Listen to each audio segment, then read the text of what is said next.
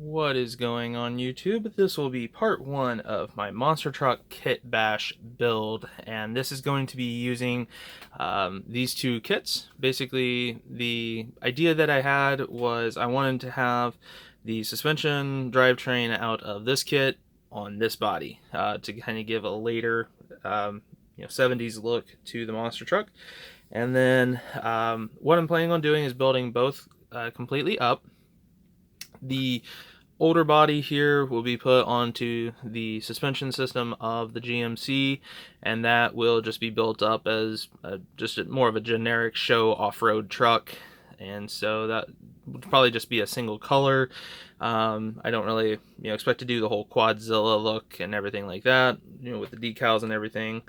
Not 100% sure on the exact color that I'm going to go with yet. We'll have to figure that out as it goes. But the GMC, when I get it built up as the monster truck, I'm planning on building it up as a fictional truck that technically has its roots in a real truck from the 80s, which was named Thumper. I'm going to do a different design to what it originally was, where basically following the body line, the top part here is going to be a dark green, kind of like almost like a camouflage dark green. I'll obviously specify the color that I'm using on it, and then the lower part here will be a cream color. Might actually use that Ford Wimbledon white that I just used on my Tiny Lund build. I really like the color, and that's pretty much the exact tone that I want for it. So that's kind of the theme. And then for decals, to build it up, I'm going to use one of the nose arts out of this Penning House decal set, specifically up here, which is the nose art of the head of Thumper. So that will be on the truck right here in front of the right rear tire. Think of like Bigfoot, where the monster truck logo was on that. That's kind of where I'm wanting to put this one. And then for the words, I was originally thinking of custom typing up something, but went to local hobby shop and picked up a couple of these sheets so I can basically put them on both sides. Probably will be doing an overlay. I was originally thinking of the gold on black, but I'm thinking probably the black on gold, just with the light offset to make it look like a gold shadowing around it. That's what I'm planning on. Obviously, we'll have to see how it goes when I get around to it. So these are the decals that I'll be using. So we'll go ahead, and this build was actually started here about a year ago. Excuse me. I had a business trip and had a lot of free time in the evenings, so took this with me and got quite a bit of work done to the chassis suspension system. Really took my time with it, and really am happy about how it came out. Got the tires pretty well ready to go. The one thing about the tires is you got to make sure you follow the instructions. I cut off a bunch of tabs I shouldn't have because I thought they were extra sprue gate. That almost caused me some headaches. If I had kind of left it as that, it would not have been good, because the tires did not want to stay in place. So took some extra sprue that I had and kind of custom formed the inner hubs to lock to the wheels to where they actually lock in like that. So looking at the body here, we have just the main square body.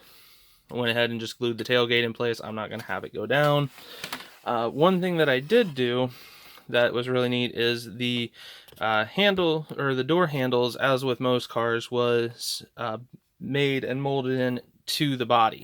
So you didn't have the actual opening where you'd fit your hand through. Using this U-Star scribing set, and this is labeled as a push broach, but I used that to basically scribe out both of the door handles. So they're really pretty thin on the outer side, kind of delicate, and then I just just used a Molotov pen just to kind of see how they would look in the end, and that actually turned out really nice. It's something that took maybe a couple of hours to do, to carefully scribe that out, but to me that really adds a great bit of detail and looks like an aftermarket part when it's the molded on part. Standard bench seat, and as you can see here, the black parts is what came as the Quadzilla truck, and the white part is the frame of the GMC, so utilize that. Still have the original exhaust on. I'm thinking I'm probably not going to be using that because I picked up an aftermarket motor. This was a kit, or just a extra motor that I picked up off of eBay. This is from the Polar Lights company. They released a engine, I believe it was a dragster, I'm not 100% sure, but it had a Hemi engine, so with the blower, has the blower belt, and seeing I was wanting to like super detail this engine out, this really gave me the chance to do that and have, you know, the actual drive belts and stuff like that. So this will be the motor that gets dropped into my monster truck here. Getting back to the frame though, the one thing that is really nasty about the Quadzilla kit has ejector pins in the worst places, and huge ones. As you can see, all of the dots here, those are all ejector pins, including this one. So what I did was I took some different dowels, plastic dowels, cut them in, dropped them in, filled them, and then sanded them smooth. So these are pretty smooth. They're on the inside, they're not going to be seen that much. I also filled in a sink mark here, and then I used that same U-Star scribing set to carefully scribe out the detail of the leaf spring suspension. So once that gets painted, you shouldn't be able to tell much of a difference. Obviously, it's not going to be as perfect as, you know, as the original kit part, but I think that will more than suffice for this build, because again, you know, unless I enter it in a show, you're not looking that closely with it.